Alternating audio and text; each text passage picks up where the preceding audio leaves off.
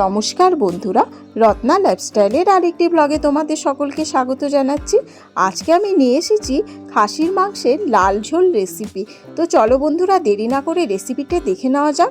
তো প্রথমে আমি দেখো কিছুটা পরিমাণ খাসির মাংস নিয়ে নিয়েছি।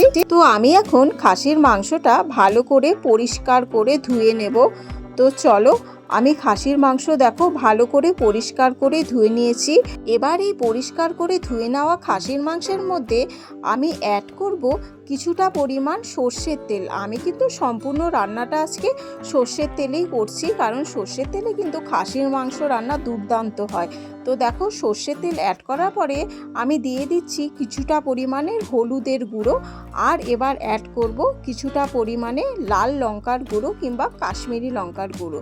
তো এখন আমি ভালো করে মাংসের সাথে মশলাগুলো অ্যাড করে নেব, আর অবশ্যই এর মধ্যে কিন্তু আমি লবণ অ্যাড করে নিয়েছি, আর তোমরাও করে নেবে।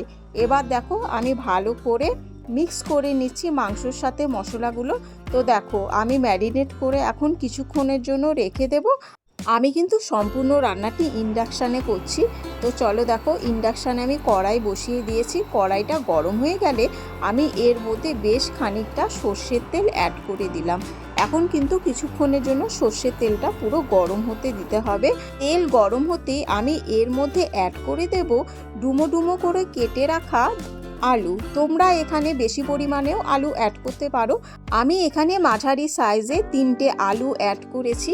তো দেখো ভালো করে আলুগুলো কেটে ধুয়ে আমি পরিষ্কার করে নিয়েছিলাম। আলু তেলের মধ্যে ভাজার সময় যদি গোল্ডেন ব্রাউন কালার আনতে চাও, তাহলে অবশ্যই তেলের মধ্যে তোমরা হলুদ অ্যাড করে নিতে পারো। তাহলে কিন্তু আলুর রঙটা খুব সুন্দর গোল্ডেন ব্রাউন হয়ে আসবে, আর দেখতেও কিন্তু খুব সুন্দর লাগবে।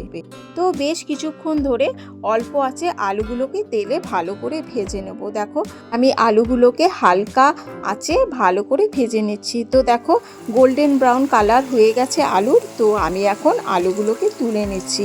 এই সময় আমি কিছুটা পরিমাণ পেঁয়াজ কুচিয়ে নিয়েছি, এখানে 3টে পেঁয়াজ রয়েছে। তো আবার আমি ওই তেলে কিছুটা পরিমাণ সর্ষের তেল আবার অ্যাড করলাম। অ্যাড করে এর মধ্যে দিয়ে দিচ্ছি শুকনো লঙ্কা, আর দিয়ে দেব তেজপাতা, আর দিয়ে দেব গোটা জিরে, আর দিয়ে দেব অল্প পরিমাণে গরম মশলা। সব কিছু অ্যাড করে আমি কিন্তু এখানে ভালো করে নাড়াচাড়া করব। এই সময় কিন্তু খুব সুন্দর একটা ফ্লেভার তেলের থেকে বেরিয়ে আসবে।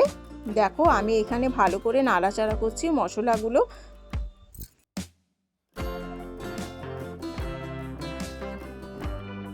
এবার আমি তেলের মধ্যে অ্যাড করে দিচ্ছি কুচিয়ে রাখা পেঁয়াজ। তোমরা এখানে বাটা পেঁয়াজও ইউজ করতে পারো, আমি কুচনো করে আজকে রান্নাটা করছি। তো দেখো পেঁয়াজগুলো দিয়ে দেওয়া হয়েছে। এবার আমি ভালো করে খুন্তির সাহায্যে নাড়াচাড়া করব। পেঁয়াজগুলো কিন্তু বেশ ভালো করে ভাজতে হবে, যাতে কাঁচা পেঁয়াজের গন্ধ কোনোভাবেই না আসে।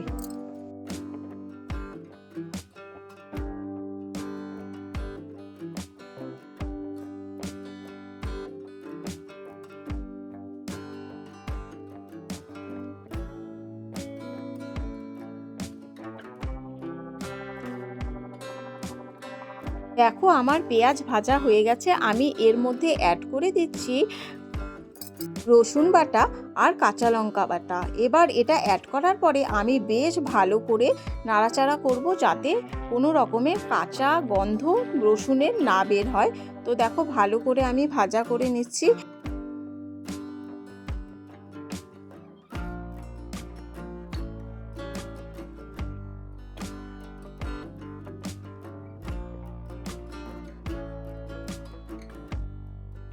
বেশ কিছুক্ষণ সময় ভাজার পরে আমি এর মধ্যে দেখো আদা বাটা অ্যাড করে দিলাম। এবার আমি আবার একই পদ্ধতিতে ভালো করে নাড়াচাড়া করব, যাতে খুব সুন্দর একটা স্মেল বেরিয়ে আসে আর কোনো রকম মশলার কাঁচা গন্ধ না থাকে। এর মধ্যে আমি এখন অ্যাড করে দিচ্ছি দেখো হলুদের গুঁড়ো, আর অবশ্যই লঙ্কার গুঁড়ো অ্যাড করব, আর অ্যাড করব জিরের গুঁড়ো আর ধনের গুঁড়ো। সব কিছু অ্যাড করার পরে আমি কিন্তু এখন বেশ ভালোভাবে মশলাটা নাড়াচাড়া করব। তো দেখো সব কিছু আমি অ্যাড করে দিয়েছি। এখন আমি খুন্তির সাহায্যে বেশ ভালোভাবে মশলাগুলো একেবারে পেঁয়াজের সাথে মিক্স করে দেব, আর ততক্ষণ পর্যন্ত মশলাটা ভাজবো যতক্ষণ পর্যন্ত তেল না বেরিয়ে আসে মশলার থেকে। তো দেখো আমি ভালোভাবে নাড়াচাড়া করছি। মিনিট 5 মতো ভালো করে নাড়াচাড়া করার পরে দেখো মশলাটা কত স্মুথ হয়ে গেছে আর পেঁয়াজও একেবারে মেখে এসেছে আর মশলা থেকেও তেল ছেড়ে গেছে। তো আমি এখন ম্যারিনেট করা খাসির মাংসটা এর মধ্যে অ্যাড করে দেব।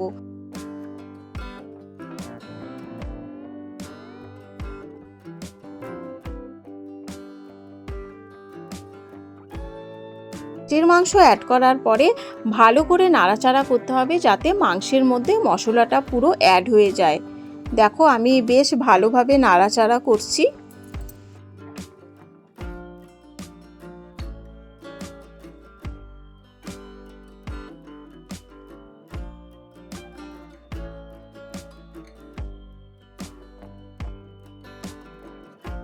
দেখো খাসির মাংস বেশ অনেকক্ষণ কষিয়ে নিয়েছি আর মশলা থেকে তেলও বেরিয়ে এসেছে।